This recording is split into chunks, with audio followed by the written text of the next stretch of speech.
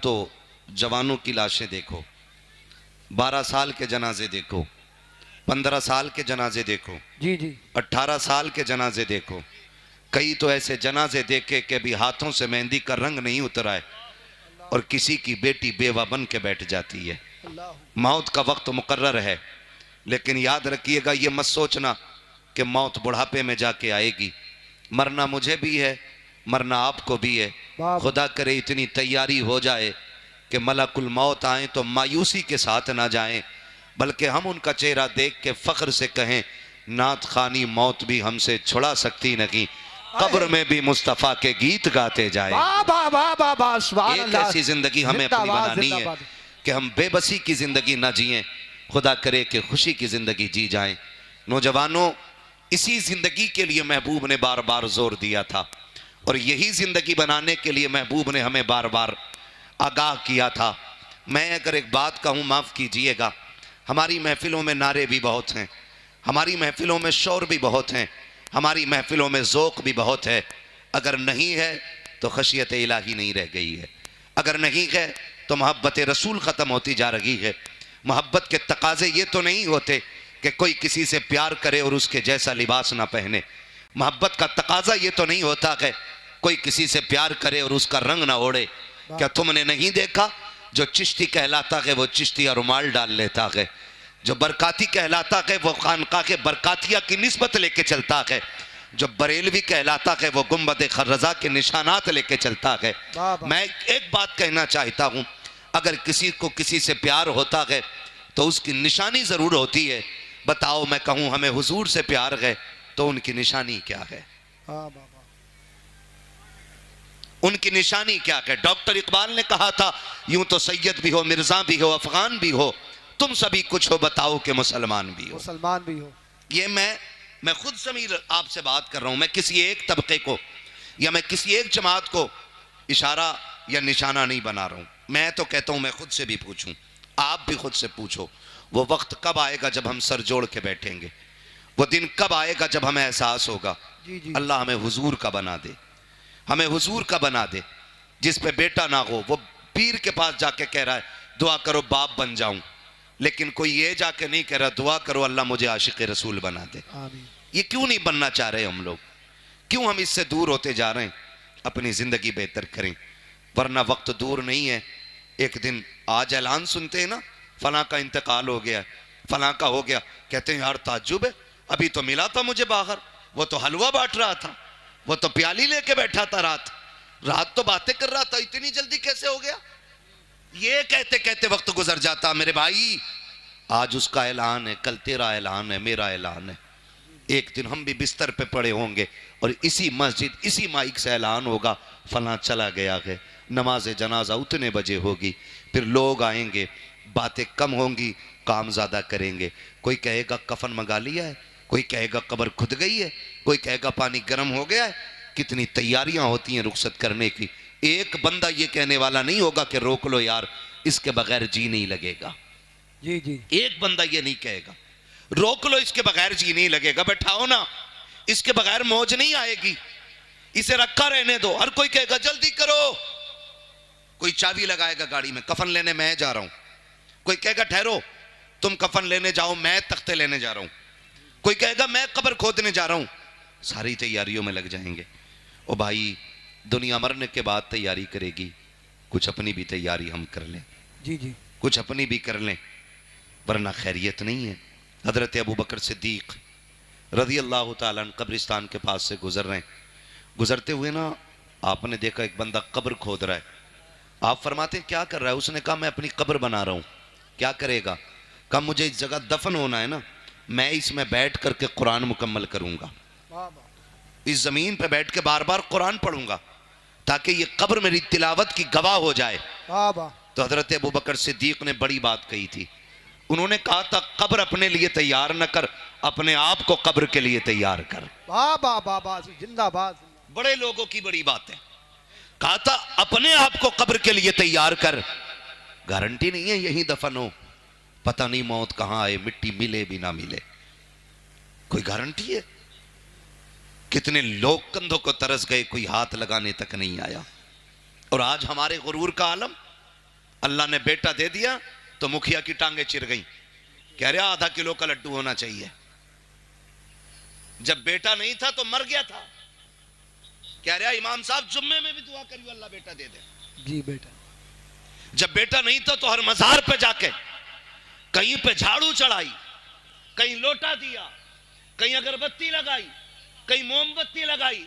जब अल्लाह ने बेटा दे दिया तो सब भूल गया। फिर क्या किया, कह रहा डांस पार्टी कहां की कर रही है। ये कंडीशन है हमारी, ये है हम मुसलमान। और हम बिगड़े क्यों? बिगड़े भी इसलिए चंद चापलोसों ने आकर के ना किसी के 100 रुपए में लालच में आके कह दिया किसे जन्नती देखना हो तो इस दलाल को देख ले। इतनी सस्ती जन्नत कर दी हमने। अगर कोई शराबी 500 का पत्ता दे दे तो जन्नती है, ब्याज खाने वाला 1000 दे दे तो जन्नती है। मिजाज बिगड़ गए। ओ भाई, डॉक्टर इकबाल ने कहा था न संभलोगे तो मिट जाओगे हिंदी मुसलमानों, तुम्हारी दास्तां तक भी ना होगी दास्तानों में। क्या है हम, लेवल क्या है हमारा, कौन पहचानता है हमें? खुदा की कसम, आज सबसे ज्यादा बर्बाद कौम कोई मानी जाती है तो वो मुसलमान माना जाता है। बाप। ये बात सच्ची कह रहा हूं मैं। हमें दो लोग देख के हंसने लगे, मुसलमान है ये, साइड करो इसे क्या आता होगा, मुसलमान है ये। सही बता रहा हूं, मुसलमानों को तो कोई अपने ऑफिस में झाड़ू के लिए रखने तैयार नहीं आज। जी जी। ये हमारी कंडीशन हो गई है। लेकिन नशा नहीं उतरा अभी तक। कह रहा वहां की रांगा नाचने वाली जहां की कोई लाए ही ना हो,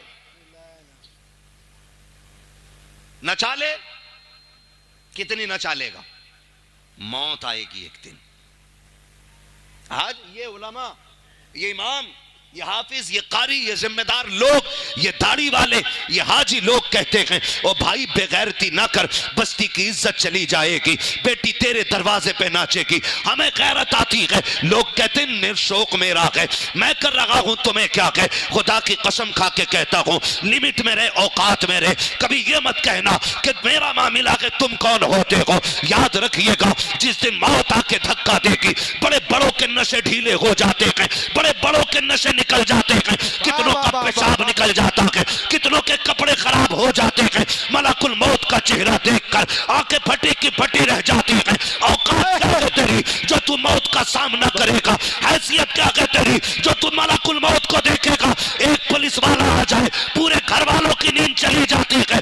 एक सिपट्टिया आ जाए, पूरी बस्ती सोना छोड़ देती है। अगर मलकुल मौत आए तो बता क्या बनेगा? अगर चेहरा डरावना लेकर के आए, कौन बचाने आएगा तुम्हें? खुदा का वास्ता हुजूर के आशिक बन के मरो, जमाना कहेगा मौत हो तो ऐसी हो, जनाजा हो तो ऐसा हो, कांधा इसे दे रखे जन्नती हम होते जाए।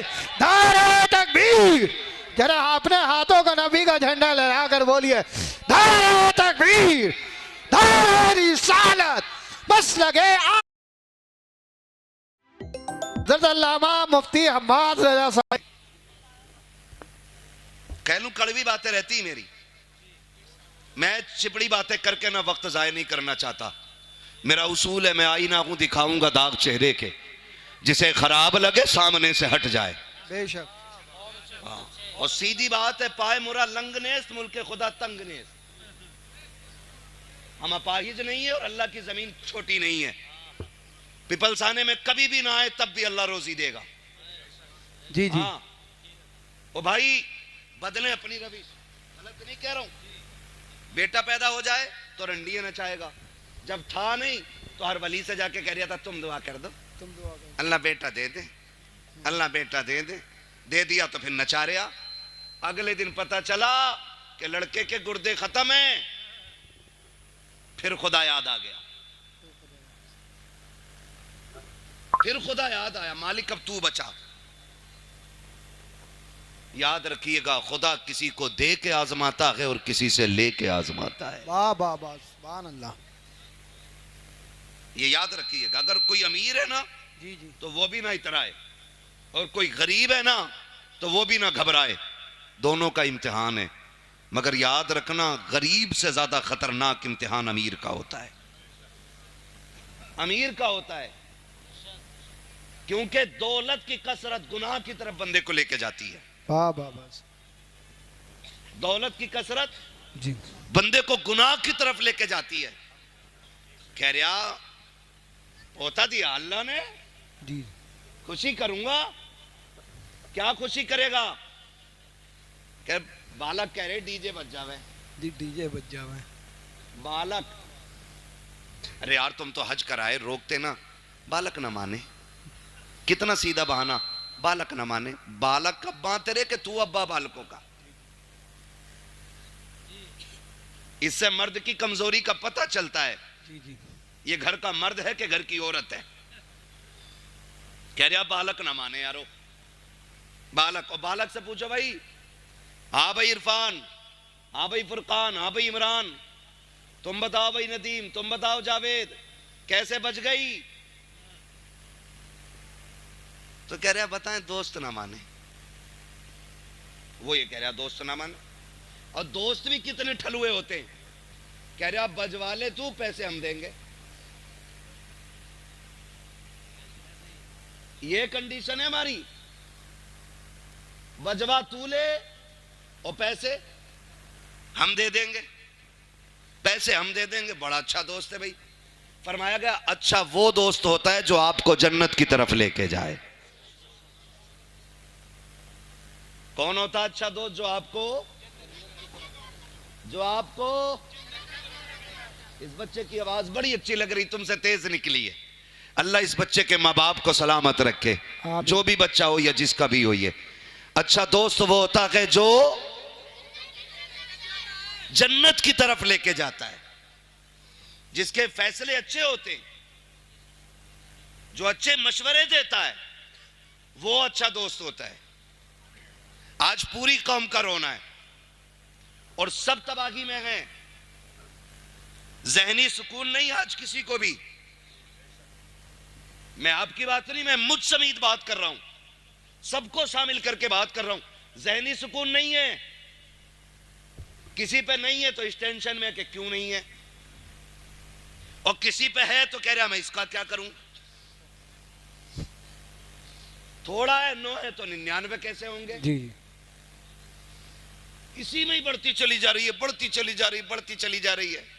माफ कीजिएगा, कुछ तो इतने हरामखोर होते हैं कि जहेज के चक्कर में बर्तन ही नहीं खरीदते कि लड़की कबाब देगा तो सेट।